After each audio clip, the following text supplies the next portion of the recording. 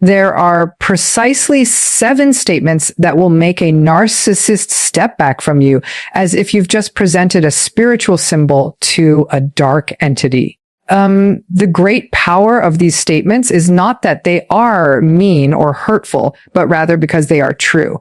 And narcissists, more than anything else, are deeply afraid of the truth. Let's be completely open about this fact. Most people fail, and fail horribly, when they try to confront a narcissist. Why? Because they willingly enter a conflict zone of the narcissist's choosing, belief, equipped with methods that are not only ineffective, but actually strengthen the opponent. You bring your feelings, your sense of justice, your wish for peace and understanding to the narcissist. These qualities are not tools for closeness.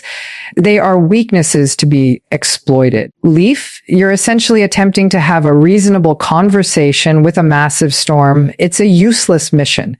The core mistake is simple. You think you're in a friendly discussion when you are, in reality, a psychological war. The narcissist builds an altered world.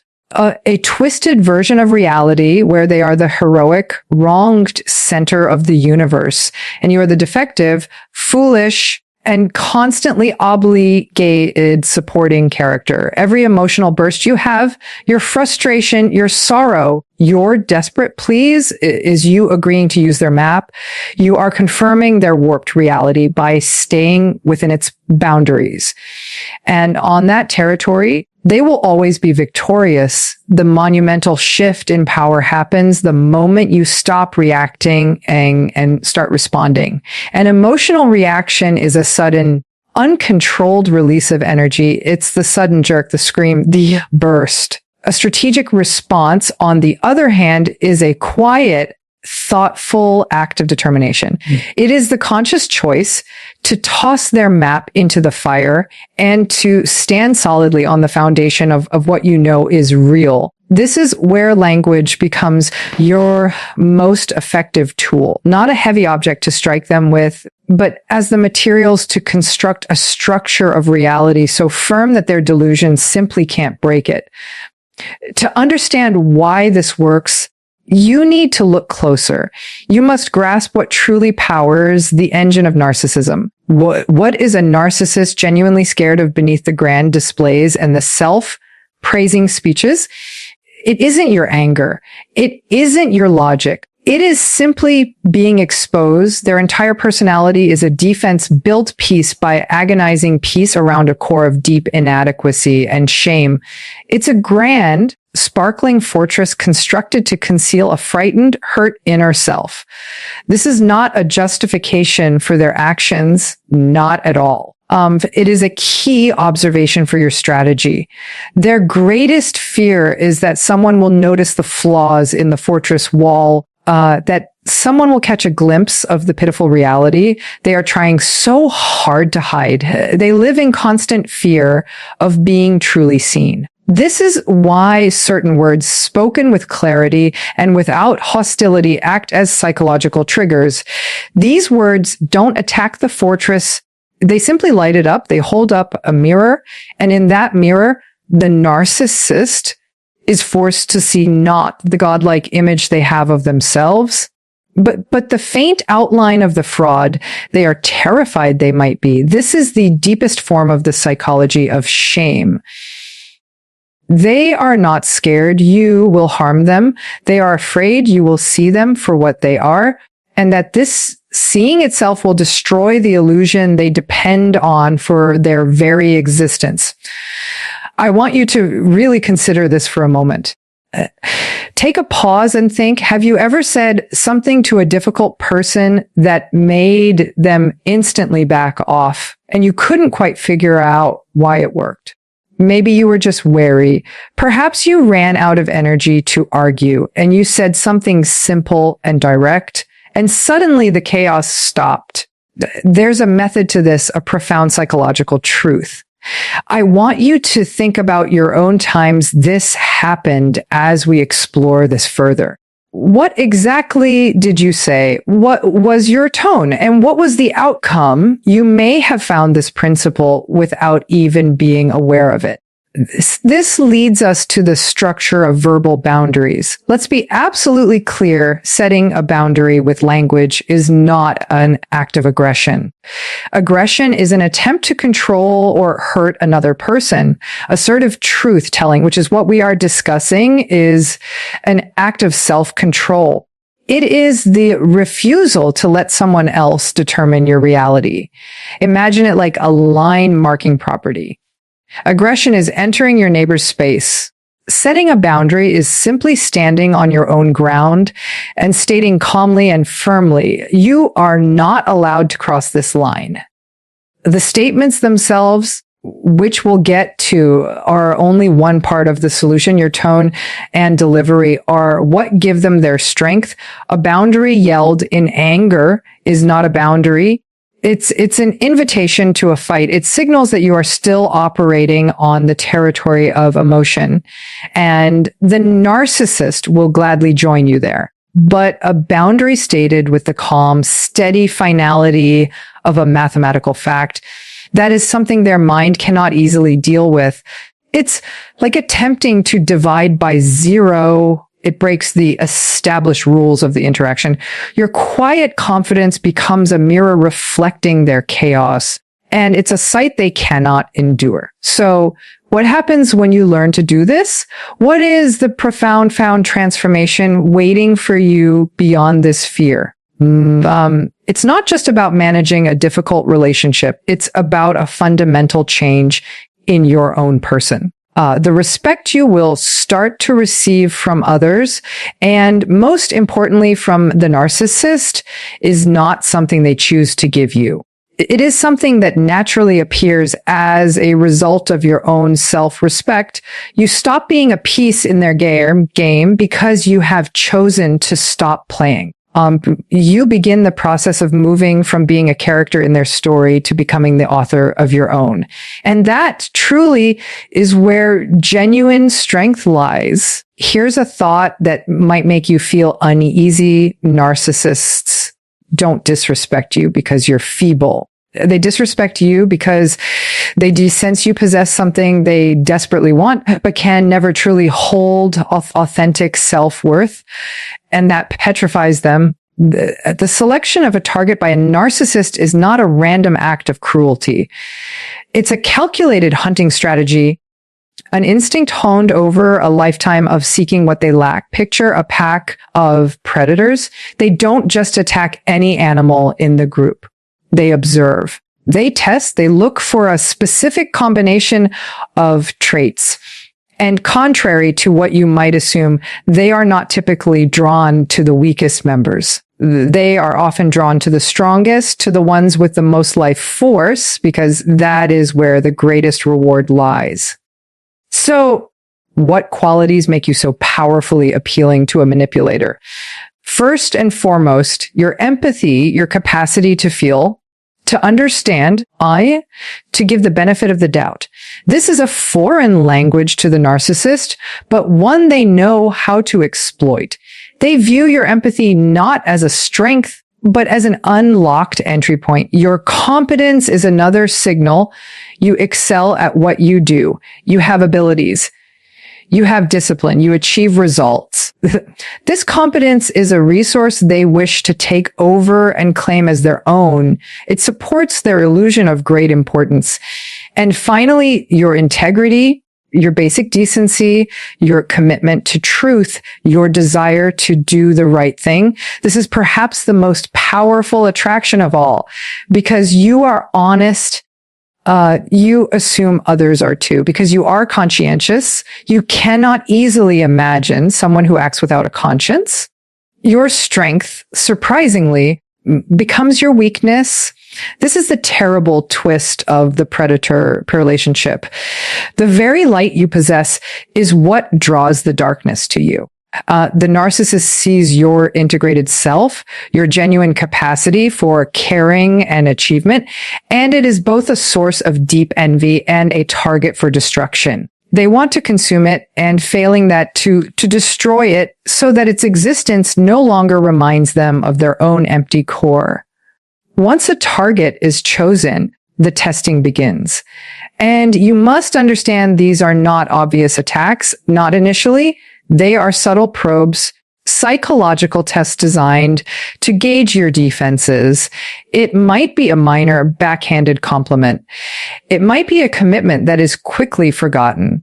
It might be a joke made at your expense that is just sharp enough to hurt, but delivered lightly enough that if you object, you're the one deemed to have no sense of humor. Each of these is a small experiment. The narcissist is asking a silent question. Will you put up with this? Can I get away with this? Your reaction or lack of one is the data they collect. If you laugh it off, if you invent excuses for them, if you let it go for the sake of keeping the peace, you have just given them all the information they need. You have shown them the roadmap to your boundaries. And based on that data, they increase the violation. The forgotten promise becomes a broken agreement. The sarcastic joke becomes a humiliating insult in front of other people. It is a step-by-step gradual violation of your personal space. This is the crucial distinction between normal human disagreements and the calculated disrespect of a narcissist. In a healthy relationship, conflict arises and is resolved. It's a mutual process. With a narcissist, it isn't a conflict. It's a campaign. It is a systematic erosion of your standards, one small act of disrespect at a time, until you find yourself standing on ground you swore you would never give up. This increase is what I call the disrespect cycle, and it is a form of psychological manipulation as damaging as any ever conceived. It starts with a small offense. You feel a twinge of irritation, a sense of unfairness, but you ignore it. Why? Because you are a good person. You don't want to create a scene over something so minor, but that small violation, once accepted, becomes the new minimum standard for the relationship. Then the next violation will be a little larger, and the one after that larger still. The narcissist needs you to accept this rising pattern of poor treatment because it serves a vital purpose. It constantly confirms their warped reality. In their world, they are entitled to special treatment, and your acceptance of their disrespect is your silent agreement. You are being trained step by step to accept what is unacceptable. Each time you fail to hold the line moves. And what's truly unsettling is how quickly a person can adjust. The human mind is designed for adaptation, but that feature can be used against us. Disrespect, when it is constant and gradual, can begin to feel normal. The state of being on edge, of walking carefully, of constantly trying to manage their moods, this becomes your new normal. You forget what it felt like to be treated with simple, basic decency. The abnormal has been normalized. So why do good, caring, conscientious people so often struggle to even recognize this process as it's happening? The main reason is that your internal response patterns are working against you. Your natural desire for harmony, for smoothing things out, for seeing the best in people is a disadvantage. In this scenario, you project your own decency onto them. You think they can't possibly mean it that way, or they're just having a rough day. You engage in a form of self-deception because that this person is deliberately and systematically disrespecting you is a thought too terrible to consider. This leads to a profound and weakening self-doubt. You start to question your own view of things. Am I being too sensitive? Am I overreacting? This is the narcissist's most effective trick to convince you that the problem isn't their behavior, but your reaction to it. You become an unreliable narrator in the story of your own life. But there comes a breaking point. It might be a disrespect so clear so undeniable that it shatters the confusion of self-doubt. It is the moment when the combined weight of all the small violations comes too much to bear. It is a moment of frightening clarity when you see the pattern for what it is, and you realize with a certainty that chills you that something fundamental must change. And that change begins not with them, but with you. What I'm about to share with you are not insults or attacks. These are precise tools of truth. When you use these statements, you're not trying to hurt them. You are establishing reality. And for a narcissist, reality is the most dangerous weapon of all. Statement 1, I see what you're doing. There is perhaps no phrase more terrifying to a manipulator than this one. Why? Because their entire way of operating depends on the ability to deny their true intentions. They thrive in the confusion of ambiguity. The subtle hostile comment, the slight put down, the innocent question meant to create insecurity. These are their methods precisely because they can retreat from them. They can claim you misunderstood, that you're too sensitive. But the statement, I see what you're doing, cuts through that fog like a powerful light. It is a declaration that you are not fooled. You are not a piece in their game. You are a conscious observer of it. You are pulling back the curtain and revealing the pathetic little person operating the controls. This phrase requires no explanation. You don't need to detail what you see. The power is in the ambiguity of your awareness.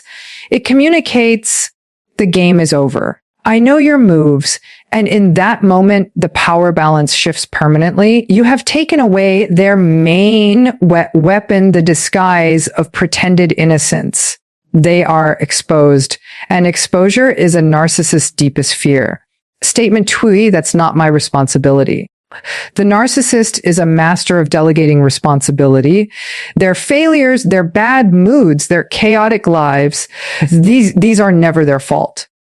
They are a consequence of your failings, your lack of support, your inability to foresee their needs. They hand you the heavy burden of their own emotional and practical problems and expect you to carry it.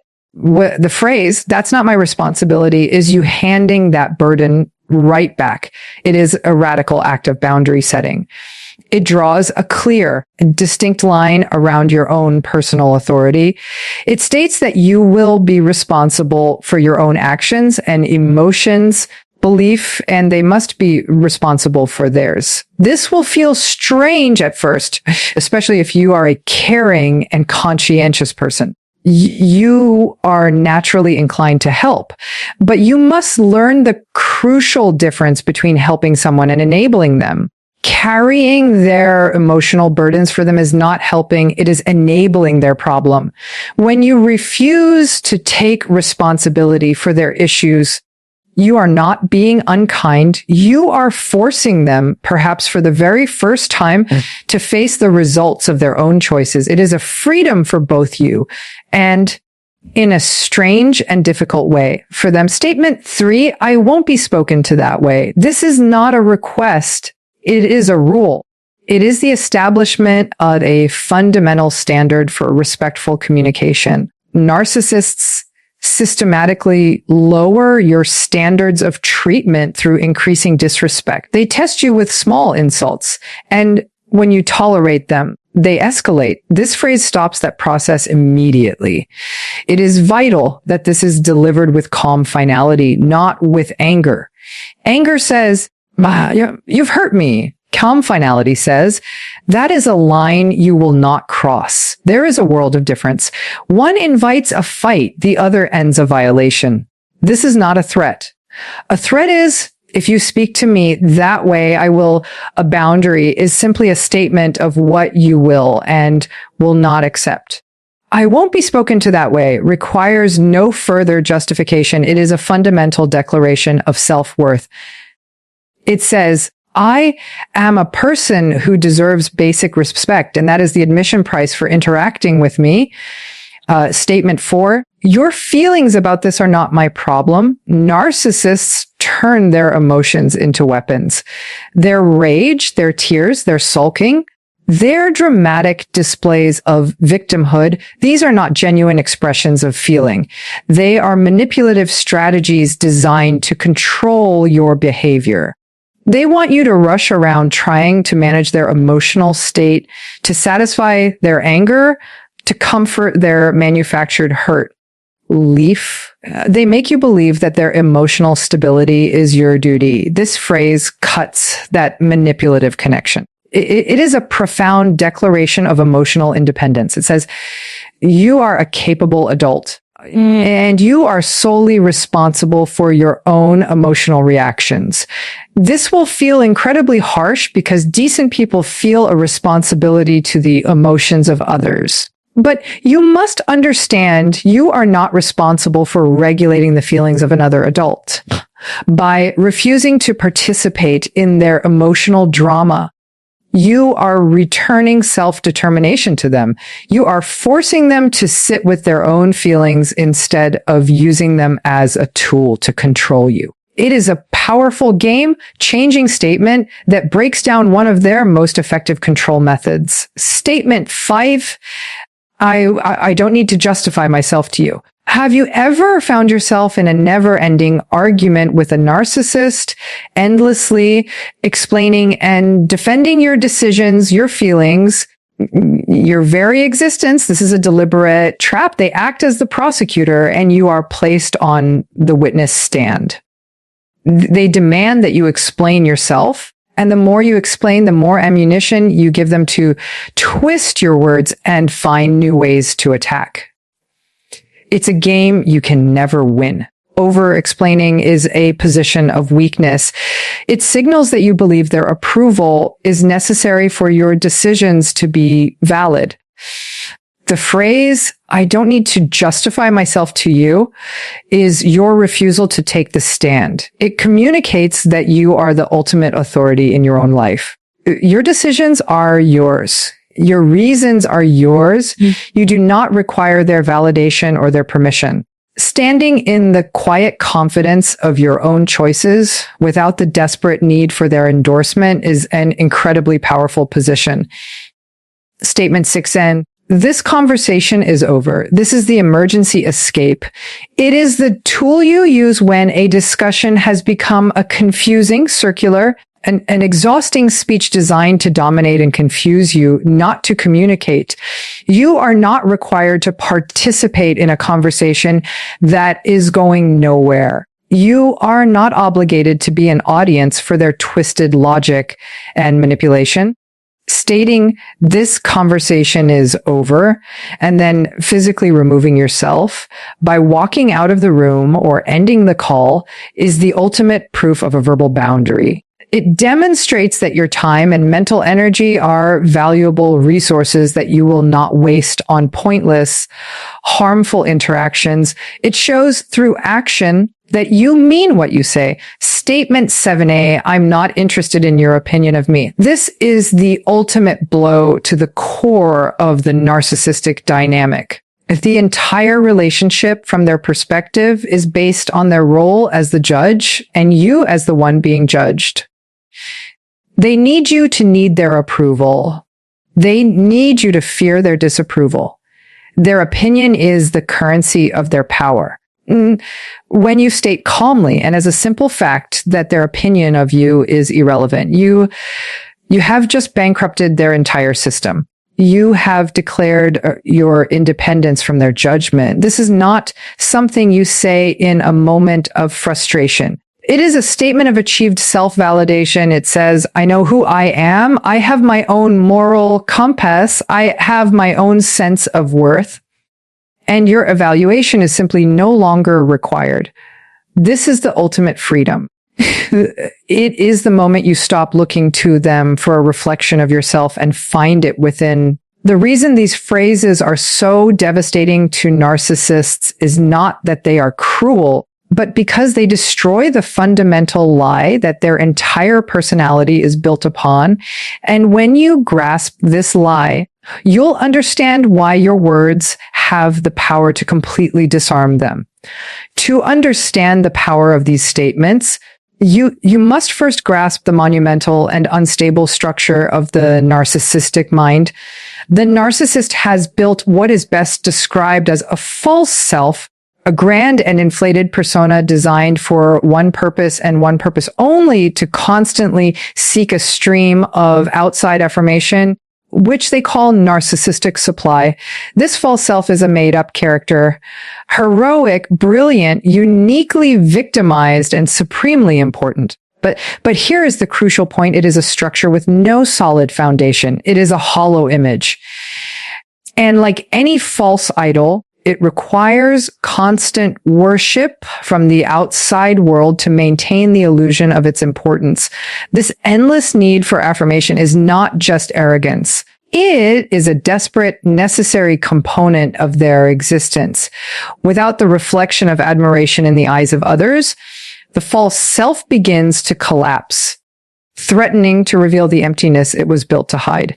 This is why a simple challenge, a boundary, or a refusal to cooperate is not seen as a minor disagreement. To the narcissist, it is a major threat to their entire psychological structure. It is a crack in the idol when you say, "I see what you're doing," or "That's not my responsibility." You are refusing to provide the worship the false self requires. You are, in that moment, a non-believer, and your dissent threatens to reveal to the narcissist, and even worse, to the world, that their God is a fake. This is the critical difference between healthy self-confidence and pathological grandiosity. The confident person has an internal source of control. Their self-worth is generated from within based on ability and experience. The grandiose person has an external source of control. Their sense of self is a fragile reflection, completely dependent on the opinions and reactions of others. Your words of truth don't challenge their strength. They expose their absolute and terrifying weakness. So, what is hidden beneath this dazzling, grandiose mask? What is the terrible secret that the fortress of narcissism is built to protect? It is a core of profound, completely unmitigated shame. At the center of the narcissist is a deeply ingrained belief in their own worthlessness and inadequacy. This is the unhealed wound, the primary terror from which their entire personality is aflight. They have spent their lives running from this shame, building an elaborate alternate reality where they are the opposite of everything they fear themselves to be. The verbal tools we've discussed are so effective because they bypass the grandiose fortress walls and speak directly to this hidden core of shame. When you refuse to accept blame, you are holding up a mirror to their own culpability. When you refuse to manage their emotions, you force them to confront their own internal chaos. When you refuse to seek their approval, you quietly reveal that their judgment is worthless. Each of these actions is a form of exposure. Exposure to the narcissist immediately triggers an overwhelming activation of this core shame. It is the feeling of being seen not as the glorious idol they pretend to be, but as the flawed, despicable being they secretly believe they are. This is a psychological state they cannot tolerate. Their defenses are specifically designed to avoid this feeling at all costs. To be truly seen is to be destroyed. Your simple, clear statements of reality pierce the disguise and force a confrontation with the very thing they have spent a lifetime trying to outrun. How does a narcissist maintain power in a relationship? Primarily through the strategic use of confusion and doubt. They are experts at the word salad, leaf, the circular argument, the manipulation that makes you question your own sanity. They create a fog of emotional and intellectual chaos in which you lose your sense of direction. In that confused state, they are in control. They define reality because you have become detached from it. Clear, direct language is the counter agent to this poison. Phrases like, this conversation is over, or I don't need to justify myself, are acts of radical clarity. They refuse to enter the fog. They refuse to play the game of mental gymnastics. You are planting a flag in the solid ground of reality and refusing to be pulled into their swamp of confusion. By refusing to take part in their games, you make them powerless. Their control mechanisms depend entirely on your participation.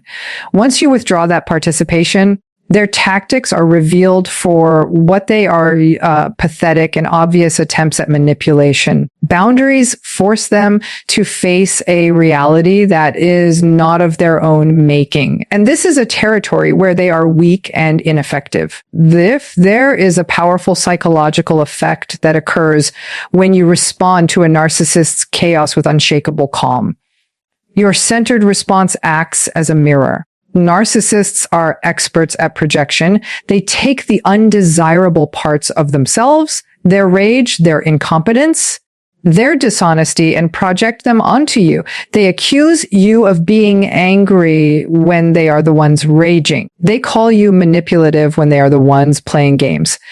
This allows them to avoid confronting their own darkness.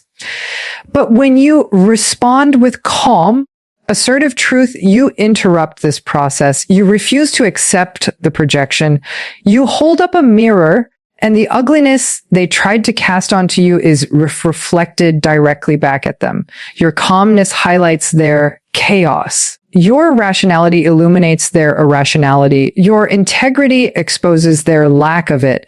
This mirroring effect forces them for a brief and terrifying moment to see themselves as they truly are. The discomfort this creates is immense. They are confronted with an accurate reflection of their own dysfunctional state, and it is a sight they cannot stand. Your refusal to be their emotional dumping ground forces them to sit in their own disorder. This is not merely a battle of wits or a psychological game. It has a real, measurable impact on a psychological level.